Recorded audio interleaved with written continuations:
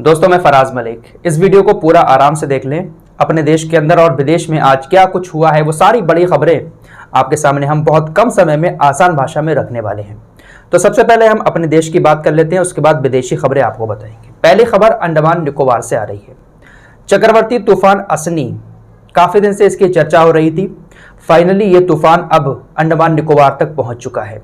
अभी अभी खबर ये आ रही है कि तटीय इलाकों में तेज आंधी के साथ बारिश भी शुरू हो चुकी है।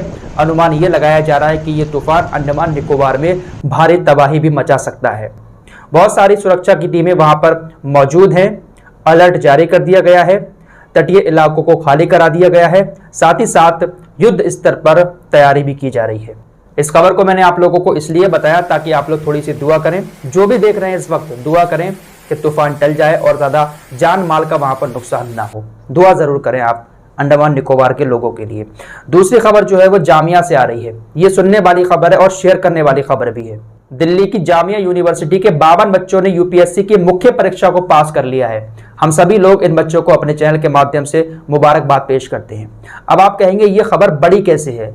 ये खबर बड़ी इसलिए बन जाती है क्योंकि 2 साल पहले जब कोरोना आया था तो उस वक्त किस तरीके के जिहाद चलाए गए थे कि थूक जिहाद, कोरोना जिहाद, सब्जी जिहाद, कौन कौन से जिहाद आप लोगों ने देखे थे।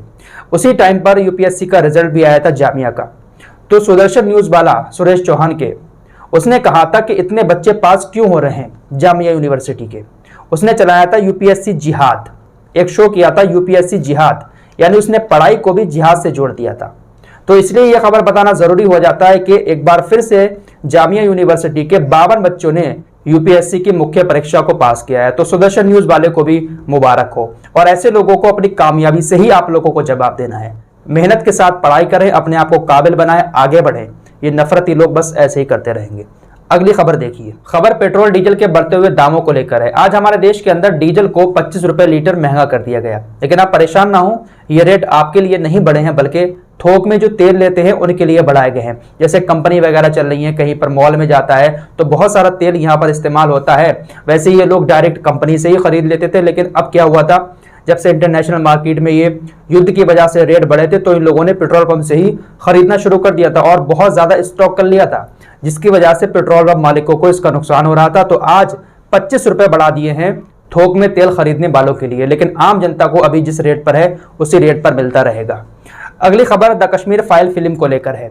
इस फिल्म के डायरेक्टर विवेक अग्निहोत्री, अनुपम खेर और उनकी पूरी टीम प्रधानमंत्री मोदी जी, अमित शाह और भी बड़े बड़े नेताओं के बाद अब आरएसएस के प्रमुख से भी मिल चुकी है। ये तस्वीर सामने आई जिसके बाद कांग्रेस ने आरोप लगाए कि अब तो आपको समझ जाना चाहिए कि आखिर इस फिल्म के निर्माता है कौन, किसके कहने पर इस फिल्म को भारत के अंदर बनाया गया है। अब तो आप समझ जाइए।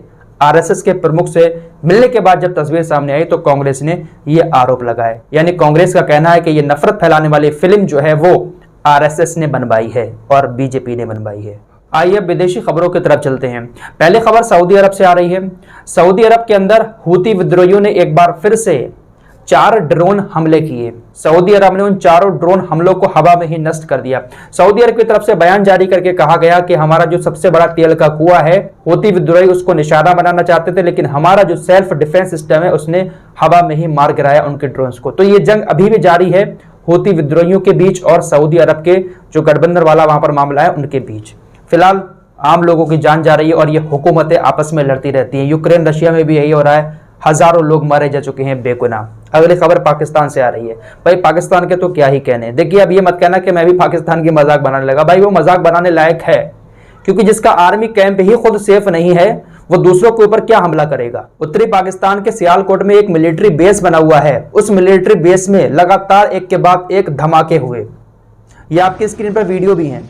लगातार धमाके हुए और ये धमाके क्यों हुए किसी को अभी तक समझ ही नहीं आया है। और 1-2 धमाके नहीं हुए बल्कि वीडियो में 10-15 धमाकों की आवाजें सुनाई दे रही हैं और भयंकर आग भी दिखाई दे रही है। कुछ खबरें ये आ रही हैं कि शॉर्ट सर्किट हुआ जिस वजह से ये धमाके हो गए। कुछ खबरें ऐसी आ रही हैं कि आपस में ही उनका कुछ ऐसा मामला हुआ जो वहां पर ब्लास्ट होना शुरू हो गए। लेकिन क्या हुआ है अभी तक कोई सही खबर सामने नहीं आई है। फिलहाल सियालकोट में मौजूद मिलिट्री बेस में एक के बाद एक कई धमाके हुए हैं। आखिरी खबर जो है वो बांग्लादेश से है और ये खबर काफी सारे लोग कमेंट कर रहे हैं मुझे कि आप इस खबर पर क्यों नहीं बोल रहे हैं, आप सिर्फ मुसलमानों की खबरें दिखाते हैं। मेरे दोस्त ऐसा नहीं है। फराज मलिक डरता नहीं है किसी से, खबरें सारी दिखाता है। चाहे हिंदुओं ने गलत किया हो, चाहे मुसलमानों ने गलत किया हो, गलत को गलत कहूंगा, मैं पक्षपात वाली बात नहीं करता। जो इंसान गलत करता है उसको गलत कहा जाएगा, चाहे वो हिंदू हो चाहे मुसलमान हो। खबर यह है कि बांग्लादेश के अंदर एक मंदिर पर हमला किया गया है। बांग्लादेश की राजधानी ढाका के अंदर इस्कॉन राधाकांता एक मंदिर है। वहां पर होली की रात को, जिस दिन होली वाली शाम थी, उस दिन एक भीड़ ने हमला किया। तकरीबन 200 लोग वहां पर पहुंचे थे और हमला कर दिया, मंदिर की दीवार को गिरा दिया। खबरें यह भी सामने आई कि वहां पर कुछ मूर्तियां रखी थी, उनको भी वो लोग उठाकर ले गए। इससे पहले भी आप लोगों को पता होगा कि जब दुर्गा पूजा हुई थी तो बांग्लादेश के अंदर एक अफवाह फैल गई थी कि यहाँ पर कथित तौर पर कुरान का अपमान किया जा रहा है, लेकिन वो बिल्कुल झूठी घटना थी। किसी ने ऐसे ही फैला दी सोशल मीडिया पर और उसके बाद भीड़ ने उस पंडाल पर भी हमला कर दिया था। मामला कुछ भी हो, लेकिन इस तरीके से किसी के धार्मिक स्थल पर जाकर तोड़फोड़ नहीं करनी चाहिए, जैसा कि हमारे देश में भी बहुत सारी जगहों पर होता है। कभी कोई किसी दरगाह पर चढ़ जाता है, कुछ करने लगता है, तो ये सब जहालत होती है, ये सब जाहिल लोग होते हैं। लेकिन इस वक्त दुनिया का हाल इतना ज्यादा बुरा हो चुका है कि भाई आजकल लोगों को दूसरे धर्मों को ठेस पहुंचाकर ही सुकून मिल रहा है। होली पर हमारे देश के अंदर ही देख लो, कितनी सारी ऐसी घटनाएं सामने आई जहां पर धार्मिक स्थलों में रंग फेंका गया। क्या क्या हो रहा है देश के अंदर, दुनिया के अंदर, समझ नहीं आता है। फिलहाल इस रिपोर्ट में इतना ही। मिलते हैं एक और नई वीडियो के साथ, तब तक के लिए अपना ख्याल रखें।